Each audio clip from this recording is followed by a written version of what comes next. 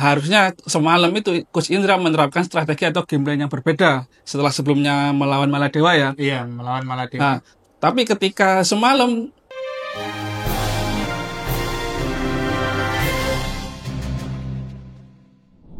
Halo Sobat Olahraga, kembali lagi di channel DP Sport, di mana kita hari ini akan membahas tentang pertandingan Indonesia melawan Timor Leste kemarin malam, yang mana Indonesia berhasil menang 3-1, bener Bung? benar.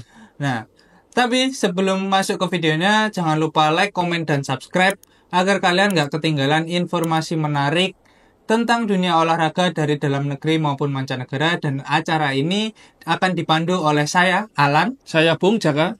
Dan di sini kita akan mulai membahas dari Indonesia menang 3-1 dulu. Indonesia menang 3-1, Bung. Tapi dari pertandingan yang saya lihat sangat Monoton ya? Monoton dan mengecewakan sekali. Permainan masih sama. Padahal kemarin di video sebelumnya kita bilang Indonesia perlu merubah strategi lah sedikit demi sedikit. Perlu merubah game plan. Tapi ternyata kemarin malam Indonesia asuhan Indra Syafri masih menggunakan strategi yang sama, yaitu ngajak lari back sayap dari Timor Leste. Gimana menurut Bung Jaka? Seperti yang video kemarin, video sebelumnya kita bahas, karena memang Indra Syafri itu salah satu kelemahan memainkan tim-tim itu yang itu aja pemainnya. Oh iya sih. Ya, salah satu kelemahan Coach Indra itu seperti itu. Entah karena susah percaya dengan pemain atau memang komposisinya yang kurang, kita juga nggak tahu. Tapi kalau kita bicara komposisi, sebelumnya jauh-jauh hari ada beberapa pemain yang saya rasa kompeten tapi tidak ikut squad ya. Nggak dipanggil ya. Ya, memang itu kesalahannya pertama. Semua netizen menyalahkan. Tapi ya memang kondisi lapangan seperti itu. Meskipun kita percaya sama pelatih, ya, masukan dari luar kan juga perlu diperhitungkan juga. Iya. Nah, yang kedua, menimbang dari kemarin pertandingan Timor Leste, kita tahu sebelumnya Timor Leste memang tim yang tim gurem. Tim gurem, tim cupu lah Tim hitungannya cupu. untuk di Asia Tenggara bahkan ya. Bahkan termasuk tim baru, timnasnya baru kan, baru beberapa tahun ini. Bener. Tapi dengan kondisi semalam, kita tahu tidak semua tim itu hanya berpuas dengan hasil yang kemarin-kemarin. Tapi kemarin memang kita tahu Timor Leste sempat membuat beberapa scrimmage ya di depan gawang Indonesia. Ya, itu juga perlu diwaspadai karena nggak semua tim itu ya hanya mundur-mundur gitu aja. Pasti namanya ada kebangkitan, ada namanya perubahan. Nah, itu kenapa kok nggak diantisipasi dengan Coach Indra? Karena Timor Leste yang dulu dengan Timor Leste yang sekarang pasti ada perbedaan.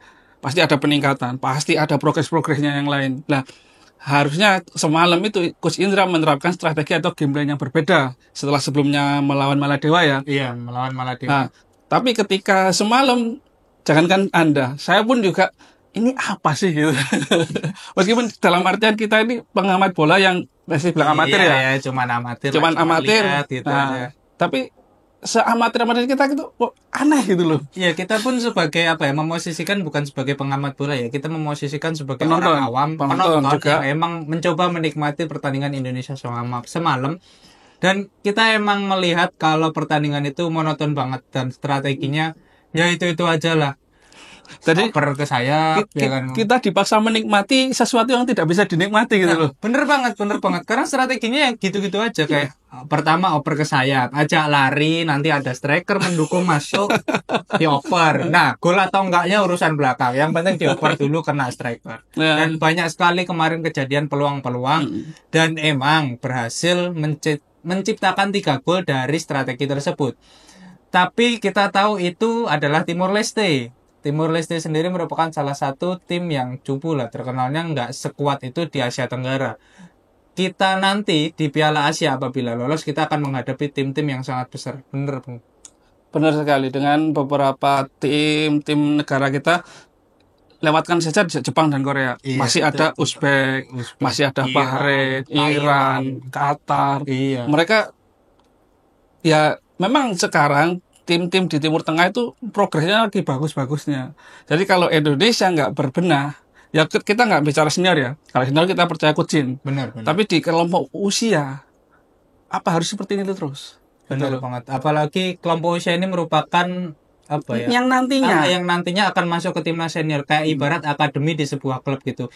Kenapa kok harus timnas kelompok umur ini dipegang oleh orang memang mempunyai ideologi permainan yang berbeda dengan timnas senior kita. Yang mana kita tahu di timnas senior kita terbiasa melihat permainan Sinteyong cantik ya. sekali, 1-2 sentuhan, kombinasi dari lini tengah. Dan ketika kita melihat ke kelompok umur yang dipegang Indra Syafri, kita melihat permainan yang Sebuah jurang. sebuah gap yang seperti langit dan bumi ya. Seperti kita menemukan sebuah jurang perbedaan loh. Seperti kita habis lihat timnas senior ke timnas usia umur.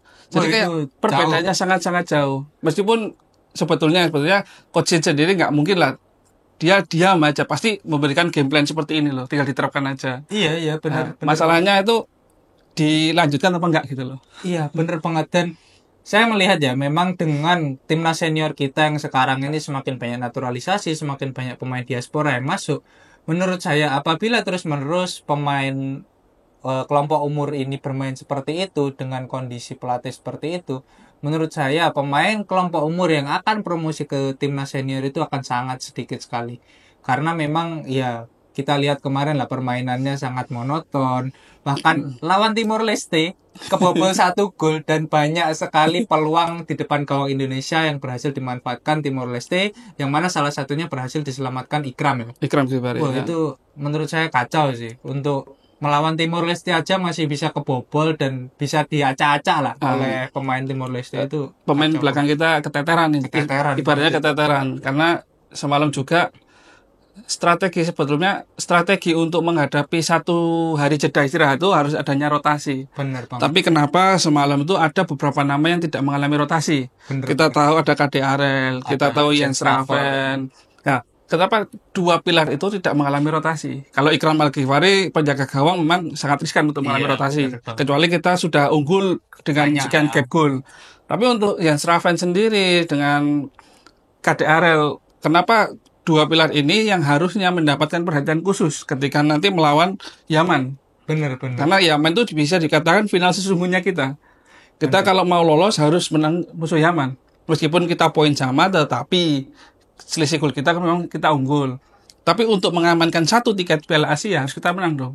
Benar banget. Apalagi kemarin Yaman juga menang melawan Maladewa dengan skor yang lumayan ya, 3-0 kemarin. 3-0. Dan kita tahu sendiri Yaman, kita nggak menutup kemungkinan Yaman ini mungkin backnya bisa diacak-acak oleh sayap pasukan Garuda. Tapi apabila hal itu tidak bisa terjadi, apakah Indra Syafri masih menerapkan hal yang sama sampai 90 menit gitu kan? Kita perlulah perubahan strategi dan juga rotasi pemain yang bagus gitu. Bahkan kemarin saya lihat juga Bung, si Jens Raven ini harusnya yang mana rotasinya itu Emragil ya. Ya. Malah dimainkan Dimainkan berdua. berdua. Di akhir pertandingan dimainkan berdua ya, walaupun berhasil mencetak 1 gol dari Ya, kombinasi yang dimulai oleh Jens Raven. Ya, inisiatornya tetap Jens Raven. Iya, ya, diakhiri inisiatornya. oleh Emragil. Tapi apa ya, Jens Raven ini kita tahu pemain dari Belanda, harus terbang ke Indonesia dan memainkan pertandingan dengan jeda yang sangat singkat sekali. Sudah satu hari capek banget. Pasti kondisi fisik pasti mempengaruhi juga. Tapi kemarin di akhir pertandingan Coach Indra memberi statement kita menambah lini tengah ya dari 3-4-3 berubah ke 3-5-2.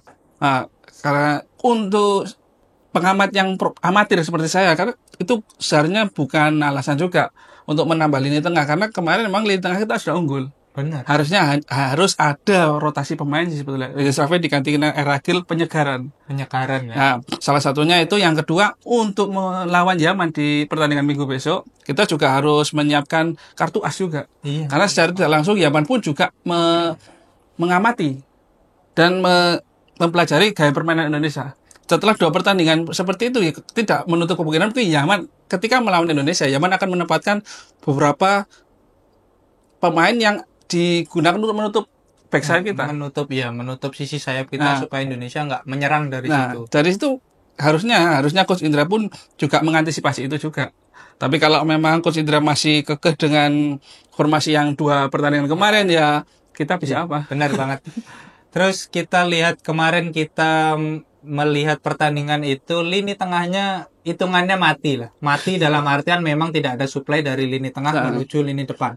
Nah, di pertandingan melawan Yaman besok, apabila lini sayap kita dimatikan oleh Yaman sehingga kita tidak bisa menciptakan banyak peluang, menurut Bung Zaki, menurut Bung Jaka, Ya, menurut Bung Jaka, Hmm? siapa pemain lini tengah yang bisa digunakan untuk membantu penyerangan dari timnas Indonesia ini, Bung? Semalam sebetulnya Tony Firmansyah duet dengan Aditya Warman atau duet dengan Vigo Dennis sebenarnya matching ya. Cuman karena beberapa alasan saya melihatnya mereka memang agak sedikit egois. Karena kita nggak nutup kemungkinan karena mereka masih remaja juga. Benar. Jadi yang perlu ditekankan besok ketika melawan Yaman itu ego dari pemain harus ditekan dulu. Kita bermain kolektivitas, kita bermain secara tim, jadi tidak ada yang menonjol. Semua pemain menonjol. Benar sih. Jadi memang semalam itu ada beberapa peluang yang sempat diciptakan oleh beberapa pemain yang saya sebutkan tadi, tapi memang karena harusnya bisa dikonversikan untuk gol karena egoisan masing-masing, akhirnya sia-sia bola yang melambung atau bola membentur pemain belakang di Timor Leste. Ya, jadi yang menurut harus ditekankan, Coach Indra harus memberikan statement ini permainan permainan kolektif, ya. permainan tim. Jadi kita nggak boleh menonjolkan sisi egois kita. Benar. Apalagi kemarin seharusnya ya malah Dewa dan Timor Leste ini kelasnya sama, yang mana timnas Indonesia itu harusnya bisa bantai-bantai setidaknya 4 gol tanpa kebobolan ataupun bahkan lebih. Tapi setelah kita lihat kenyataan kemarin, saya berekspektasi tinggi padahal melawan Timor Leste seenggaknya 4-0, 5-0 lah. Saya kaget sampai akhir pertandingan loh kok cuma 3-1.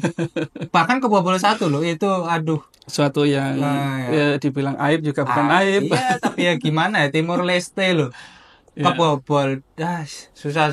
Ya, kita nggak nutup kemungkinan juga karena beberapa pemain-pemain kita memang mendapatkan pemain-pemain muda kita tuh akan jam terbang di liga kita. Sedangkan liga kita juga baru berbenah. Bener banget. Jadi kalau acuan kita di liga kita sebenarnya kita perlu tingkatkan lagi, tapi tidak menutup kemungkinan untuk melepaskan mereka abroad. Atau menimba ilmu di luar, atau mungkin ikut akademi di luar itu nggak masalah. Karena untuk keberlanjutan juga. Tapi untuk kepentingan abroad sendiri itu juga tergantung dari pemainnya ya, Bung. Yang seperti kita lihat maunya tidaknya. Mau nggak, karena emang Liga 1 ini merupakan zona nyaman lah untuk para pemain Indonesia sendiri, karena memang gajinya sangat tinggi dan dekat dengan rumah. Karena rumah mereka juga di Indonesia. Sementara kalau abroad, mereka bakal jadi pemain ngulang dari nol hitungannya, memulai dari awal, meniti karir sedikit demi sedikit dengan bayaran yang memang jauh sekali dari bayaran pemain di Indonesia gitu ya. Meskipun dengan fasilitas yang lengkap, dengan sarana prasarana lengkap, tapi untuk masalah upah sendiri memang sedikit berbeda dengan yang terjadi di Indonesia. Tapi kita nggak menutup kemungkinan hanya di situ aja. Nanti kalau pemain sudah berkembang, pasti ada prospeknya ke sana lagi. Benar banget. Nah, mungkin untuk yang terakhir, prediksi lawan Yaman gimana, Bung? Prediksi Bung Jaka. Untuk prediksi sendiri dibilang pesimis, ya tidak pesimis, dibilang optimis juga ya, tidak optimis juga. Kan gimana ya? Jadi karena sudah 2 pertandingan ya gitu-gitu aja. Benar.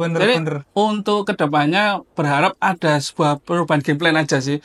Karena nggak mungkin Yaman juga diem. Pasti Yaman juga mempelajari gaya permainan Indonesia dan juga Yaman pasti mengantisipasi itu semua. Yang saya harapkan Indonesia berhasil motik 3 angka lah untuk mengamankan posisi putaran final. Bener, karena meskipun cuma 1-0 nggak masalah. Nggak masalah, yang penting menang dulu ya. Untuk strategi ya udahlah. Memang ya kita tahu Indra Syafri kayak gitu orangnya. Untuk strategi lewat sayap, oper ke tengah, gol ya udah. Yang penting lari. Yang penting lari, yang penting mencetak gol, dan yang penting adalah menang, karena kita tahu di kualifikasi ini yang diambil itu hanya juara grup dan 5 runner up terbaik. Sementara runner up terbaik itu poin amannya adalah 6, dan walaupun poin kita sekarang 6, tapi tidak menutup kemungkinan dari grup lain itu sama-sama 6 juga. Sama-sama 6 dan memiliki efektivitas gol yang lebih tinggi, karena kemarin saya lihat itu kalau nggak salah Thailand atau Jepang 15-0 ya lawan Brunei. Ya, Jepang Brunei 15-0, Thailand Brunei 13-0. Iya. Itu 13 loh. 13-0 loh gol itu. Satu lusin lebih 1. Satu lusin plus 1. Satu lusin plus 1. Itu bola atau futsal itu? Itu gila. Dan itulah pentingnya untuk meraih kemenangan ya melawan Yaman besok. Perlu. Yang penting menang aja lah. Untuk strategi ya sudah kita. Kemenangan wajib lah. Kemenangan wajib. Untuk strategi gimana pun caranya ya udahlah, kita udah pasrah aja lah. Nggak bisa optimis lah. sebagai pengamat amatir nggak bisa optimis. Dan mungkin sekian untuk pembahasan video kali ini tentang Indonesia. Tulis pendapat kalian di kolom komentar ya, gimana strategi yang cocok untuk Indra Syafri, ataupun kalian punya pendapat lain tentang rotasi pemain atau prediksi melawan Yaman yang akan main di esok hari ya. Silahkan tulis di kolom komentar, jangan lupa like dan juga subscribe serta nyalakan loncengnya. Saya Alan pamit undur diri. Saya Bung Jaka pamit undur diri. Salam Olahraga.